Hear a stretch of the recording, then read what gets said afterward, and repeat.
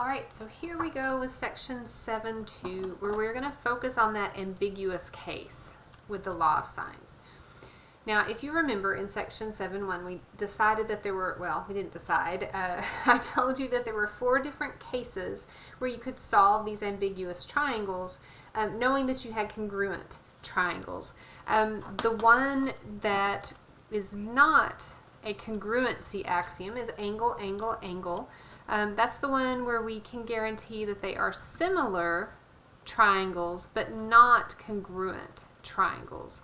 Our example was that equiangular or equilateral triangle. If all we know is that all 3 angles are 60 degrees, we don't know how big it is. So we know that these triangles are similar, but we can't guarantee that they're the same size.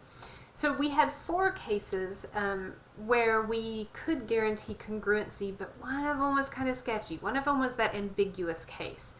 So just before we get to the ambiguous case, let's look at the other 3 briefly. That first case is when we know 2 angles and a side, and it doesn't matter what order those come in. If I know 2 angles and the side, then it has to be the same, because if you know 2 angles in a triangle, you also know the third. Why is that? Well, angles in my triangle always add to 180. So no matter which order these 3 pieces of information come in, if I know 2 angles, I really know that third angle, and I can just subtract from 180 to find it, and then I've got what order I want, whatever order I want them to be in. So case 1 is definitely fine. That's not a problem. We worked on case 3, and I don't know why they put them in this order, but we're going to go with the order they put them in, where you have side, angle, side. I know 2 sides and the included angle. Well, if I know, for example, that this is 30 degrees and this side is 5 centimeters and this side is 7 centimeters, and I know I've got another triangle with the same setup, there's only one way for those 2 triangles to look. They have to be the same size and shape.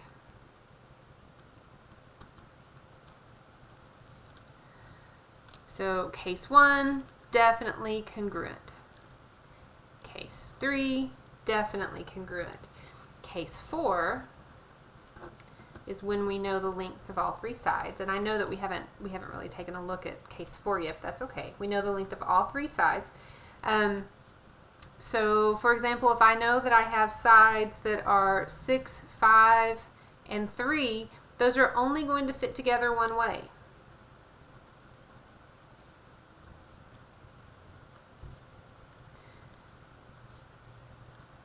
Going to give me 2 congruent triangles. I could start with the 3 here, and I've got my 6 and I've got my 5, or I could put my 3 here, but when I've got my 6 and my 5, and I didn't draw those the same size, but that's just because I'm freehanding that sketch, all I have to do is turn or flip to end up being able to lay one triangle on top of the other triangle. If I know all 3 side lengths, I know that we've got congruency. But if I have that case number 2, that was defined as our ambiguous case. Case number 2 is when I know 2 sides and an angle, just like case number 3, but this time that angle is not included. Remember, we said this one is our pain. It's our ambiguous case. So here's how this happens. Let's say that I know, let's see, I know this angle, and I know this side, and I know this side. Those are the 2 sides. So I've got angle, side, side, or side, side, angle, whichever way you want to read it. But if this is what I know, everything depends on how long this side is, right? Everything depends on how long this side is. And I've got some different possibilities. Now, if we were in person, I would have things for us to play with and to work with, and we'd work this all out. But I'm just going to kind of sketch for you the different possibilities. The first possibility is the side is too short. It gives you information, and you sketch your triangle. You've got your angle, you've got your first side, and you've got the second side, and it's too short. It doesn't actually reach the third side, so there are 0 triangles. Can't form a triangle from that. There's no solution. Second possibility is that the side is long. Okay? Now here's what I mean by that. So we've got the same setup here. You've got your angle that you know, you've got this first side, and then you've got this second side here. Well, let's say the second side is this long. Well, it's going to stretch out here and intercept right there. And that's the only place it can intercept.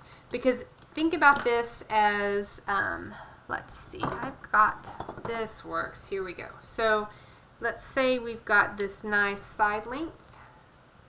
If I can get my side length to cut, here we are, okay. So I've got this nice long side length here. This is the only place where this side is going to intercept and make a triangle, right? Right out here. If I leave it attached and I swing it over kind of this way, it doesn't intersect this other side anywhere until I get, well, I mean it does, but it has to be this length. We know this side length and we know this side length, and it has to be this long. Well, there's only one way to form a triangle there, and that's to form this triangle. So this way I have one possible triangle, and that's the only possible triangle there is. Okay, so my third case, third possibility here, and we've got this same setup. We know this angle, we know side 1. Let's say that side 2 is about, I may have to do a little bit of adjustment. Let's say it's this long, my second side. Well, I can choose to make this triangle. It intersects right here. Ta-da, there's the triangle.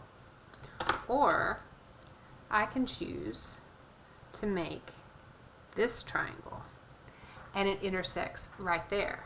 Now, this triangle is an obtuse triangle. It's got this obtuse angle right here. This triangle is an acute triangle. It's got that. That's all 3 of my angles are acute angles, and it intersects right there. So there's this side length, kind of this sweet spot. So there's one possibility here, or I can ignore that, and there's another possibility. Those are not the same size and shape. Those are 2 distinctly different triangles. That's why this case is ambiguous. There's this sweet spot where it's long enough, so it's longer than this height if I dropped a perpendicular. That's another way that we could do one triangle, is it could be exactly long enough and we have a right triangle there. So it's longer than that right triangle, but it's this sweet spot before I get to the same length here. It's shorter than this side, so that, see how that is shorter than this other side, just by a little bit. I didn't cut it very well, but it's shorter than this other side. It's longer than it has to be to drop down, but it's shorter than this other side, which means there are 2 places where I can draw that side in position, and it's going to give me 2 distinctly different triangles. Alright, that worked. That was not bad. That's my ambiguous case. So my ambiguous case is when the angle is not included between the 2 sides. We can have 0 triangles if this is too short. If it's long, it's longer than this other given side, then it's going to give us just one distinct triangle. But we got that sweet spot, that length that is long enough and not too long, that it will intersect with that third side in 2 different locations and give me 2 different shaped triangles. Okay, now we're still focusing on the law of sines, and when I am using the law of the sines, I need to remember these 3 things. I know that sine, for any angle theta, the value of sine is going to be between -1 and +1. If it's 1, then my angle is 90 degrees and I have a right triangle. I know that supplementary angles have the same sine function value. So, for example, if I think about my my unit circle, sine is y, correct? So this 30-degree angle and this angle over here have the same sine function value. This is 30 degrees, this is 150. If I add those two together, that's 180. Those are supplementary angles. Supplementary angles have the same sine function value. And third, the smallest angle is opposite the shortest side, the largest angle is opposite the longest side, and the middle value angle is opposite that medium or intermediate side. Okay, so let's work on our ambiguous case. The first thing you always have to do is sketch your triangle ABC. And we start with just kind of that generic triangle sketch because we don't know what life holds for us. So we're going to start with what we got. ABC is how I laid this one out. Well, let's see. Side A is 17.9 centimeters. Side C is 13.2 centimeters. Angle C is 75 degrees 30 minutes, which is 75.5 degrees, right? It's the same thing as 75.5 degrees. I don't even have to round there. Okay, so I have a pair here. I have angle C and side C, so I can use my law of sine to start solving. I'm missing my missing values. I'm missing side B, angle B, and angle A. Those are the three things that I need to solve for. So I'm going to set up my law of sines. I don't know anything about B, so we're going to start with A. We need to solve for angle A. So I'm going to say, all right, sine of A over 17.9 is equal to sine of 75.5 degrees over 13.2. So when I use my proportions to solve, I'm doing cross products. That gives me 13.2 sine A equals 17.9 times that sine of 75.5 degrees. Divide both sides by the 13.2 centimeters. So now I get the sine value of angle A equal to all of this. Let's see what that is. Alright, now it matters here if we're in degrees or radians because we're using our trig functions. We're in degrees and we're using degrees, so that's all good. So I've got 17.9 times the sine of that 75.5 degree angle. That's my numerator. I need to divide that by the denominator, 13.2, so that I get that the sine of angle A is going to be 1.3128, and then it kind of keeps going, right? This is where I should start saying, I got an issue here. Because what did we say, the three things that first thing that I need to remember?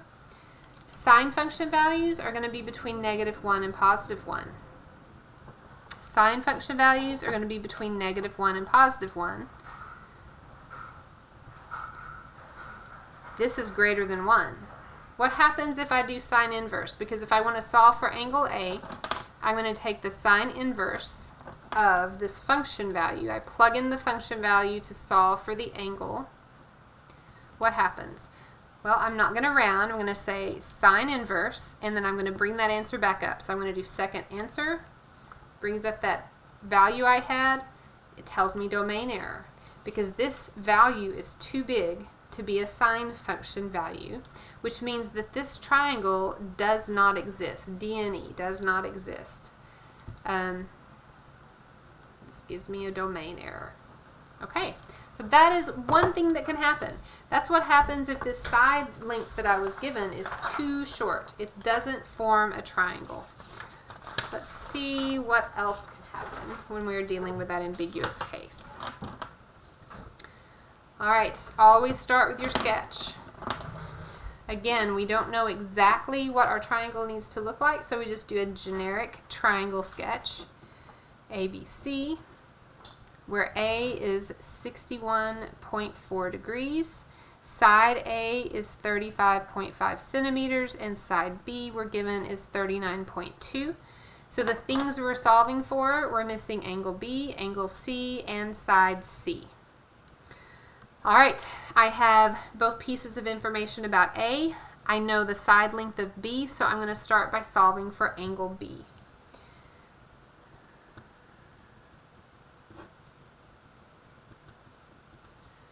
So sine of B over 39.2 is that side length. So when I use my cross products to solve, I'm doing 39.2 times the side of 61.4 degrees and then dividing that by 35.5. I get that the sine of B should be about 0.9695. So let's plug that in. 39.2 times the sine, let me clear that out. 39.2 times the sine of 61.4 degrees, and I'm going to divide that by 35.5. There's the value I get. Now from this is the sine function value. Is that an acceptable sine function value? Well, yes, it's between -1 and 1. So I'm going to find the measure of angle B, and I'm going to do that by doing sine inverse of that sine function value that I just found. Now immediately I stop and say, okay, not immediately, I guess, because I didn't do it at the beginning, but this is my ambiguous case. I've got side-side angle, or angle side-side. So it is my ambiguous case. When I see that one triangle will work, I know I need to check for a second triangle. So I am going to come in here and rename this as B1, because I'm going to need to come back and check for a B2. So I'm going to set this up to remind myself that I'm going to need to check for a second triangle. If one triangle works, I have to check to see if there's a second.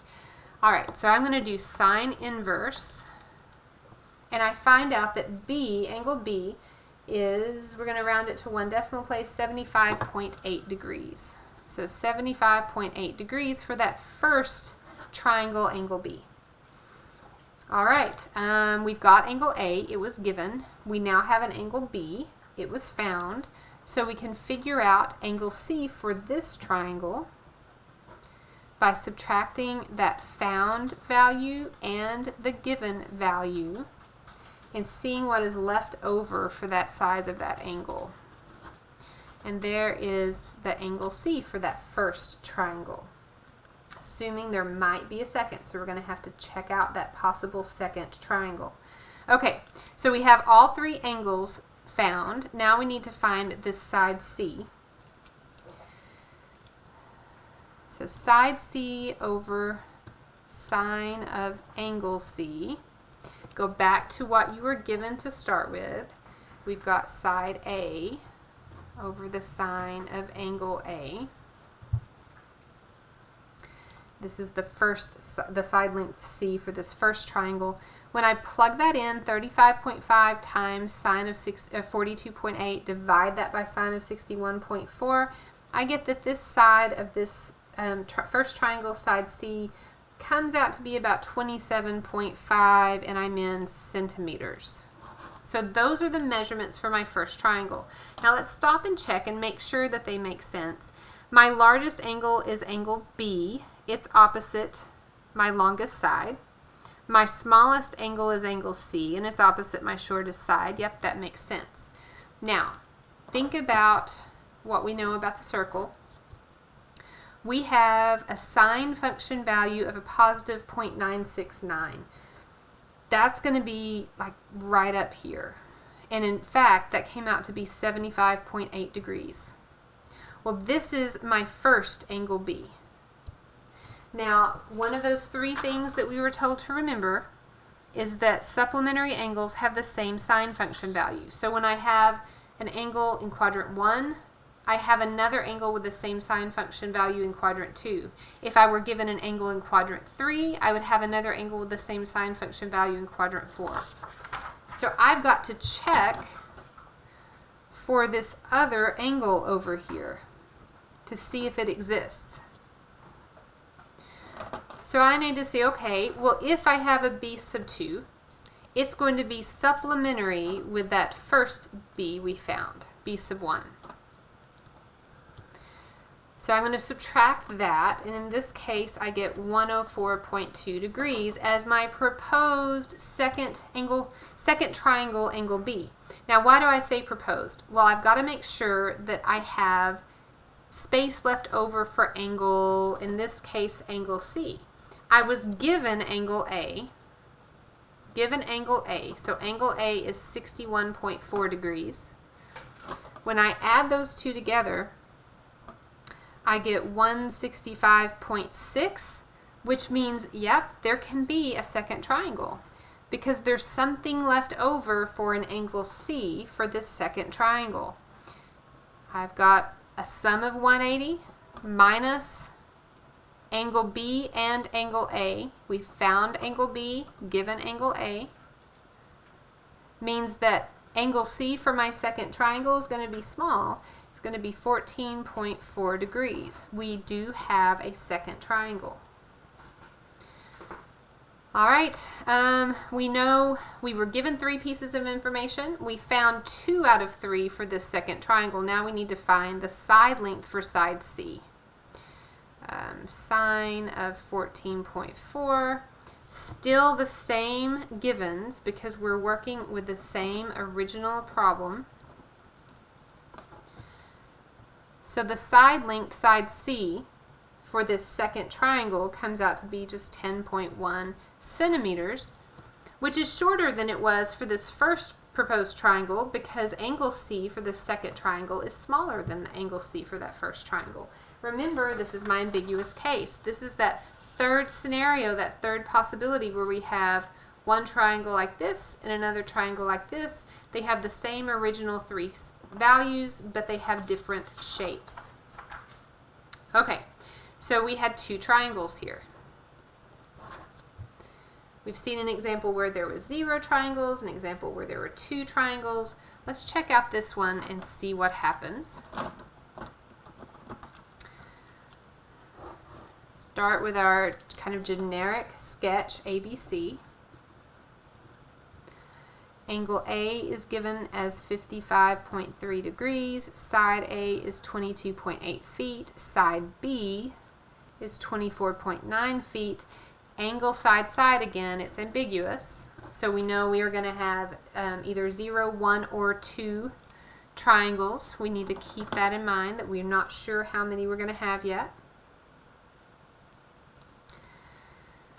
Start with my given values, and I'm going to solve first for angle B because that is what I know something about. I know side B.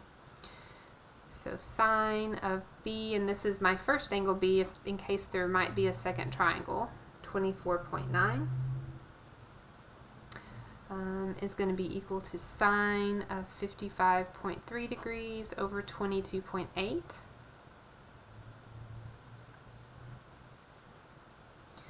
When I work this around, I get a proposed sine function value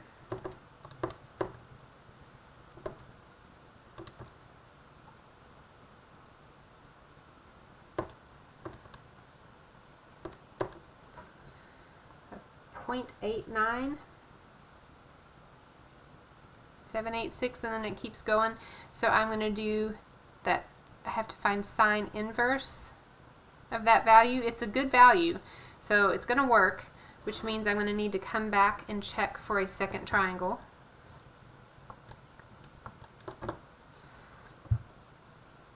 So I get a proposed angle B. For this first angle B is going to round, if I do 1 decimal place, to 63.9 degrees for that angle B for this first triangle. Well, angle A is given. Angle B is found. Add these together and subtract from 180 to get angle C for this triangle.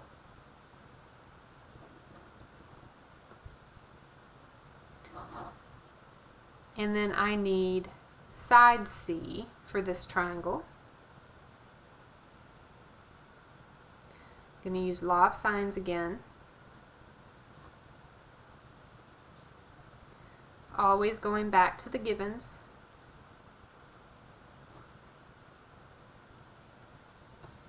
and I get a I get a side length of 24.2 feet for this first triangle, but ambiguous case, so I might have a second triangle. Well, what does that look like? That looks like this. I had a sine function value of 0.89, an angle value of 3.9 degrees. 63.9 degrees is going to be about here. There is another angle. This is my first angle, B sub 1. But there's another angle in quadrant 2 with the same sine function value. This angle right here is supplementary with this angle, has the same sine function value. We need to know if that's going to work as a second triangle. So let's check it out. If it is supplementary to this angle, we're going to do 180 minus 63.9. We get 116.1 degrees. If we have the second triangle, that's the size of angle B. Well, I've got to see if we actually have that second triangle. I was given a value for angle A of 55.3 degrees. If I add these two together and it's less than 180, I have a second triangle. And when I add it together, it is less than 180. It's 171.4. So it's almost 180, but it's not 180, which means I have degrees left over here for an angle C in the second shape, second triangle. That's going to come out to be 8.6 degrees for angle C on the second triangle. So we've got angle B on the second triangle, angle C on the second triangle, and I need to find the length of side C for this second triangle. I'm going back to my original set of givens. It's the same circumstances, just the second possibility. So the side length for this one should come out to be about 4.1, I think, rounds to about 4.1 feet. Why is that less than this side length over here? Well, because my angle C over here is a lot smaller. Alright, so there's two examples where we have two triangles with our ambiguous case. Two triangles with our ambiguous case. So we've seen 0 triangles, we've seen 2 triangles. What do you want to bet that this next one that we do is going to show us an example of when we just have one triangle with our ambiguous case? Okay, start with our generic ABC sketch. This time I know angle B, 68.7 degrees, side B is 25.4 inches, side A is 19.6 inches. I've got side-side angle or angle side-side, whichever way you want to look at it. Either way, that's my ambiguous case. So let's set it up and see what we have. This is what I know both pieces of information about. I know about B. I'm going to start by finding A. So sine of A over side A is equal to sine of B, and B is the angle we know, over side B.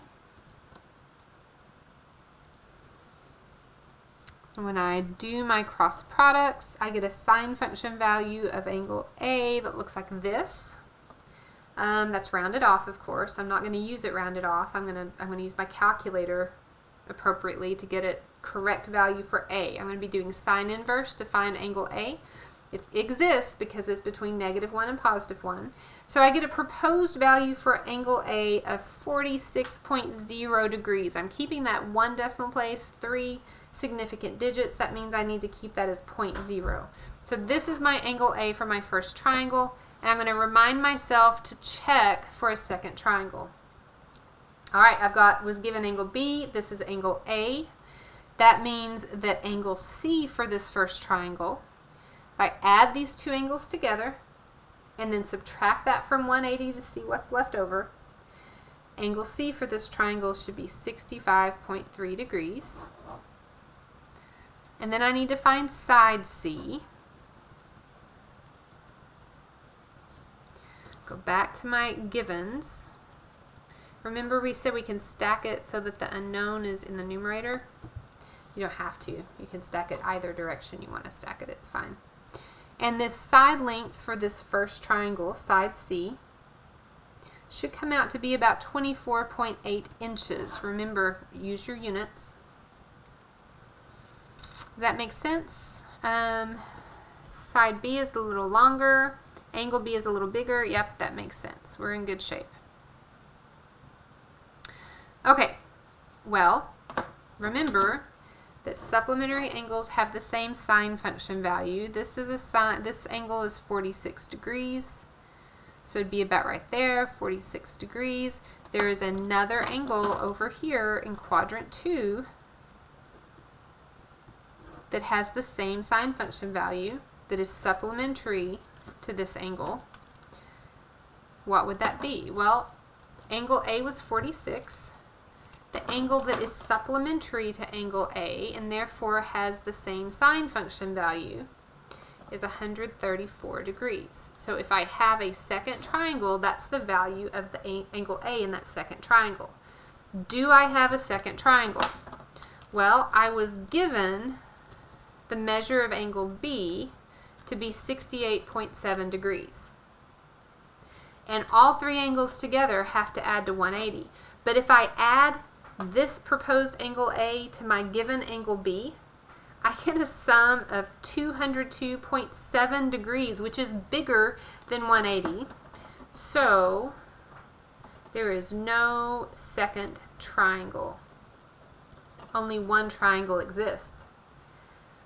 Because if all three angles have to add to 180 and I've got two angles proposed and that sum is already greater than 180, this isn't happening. This isn't going to work.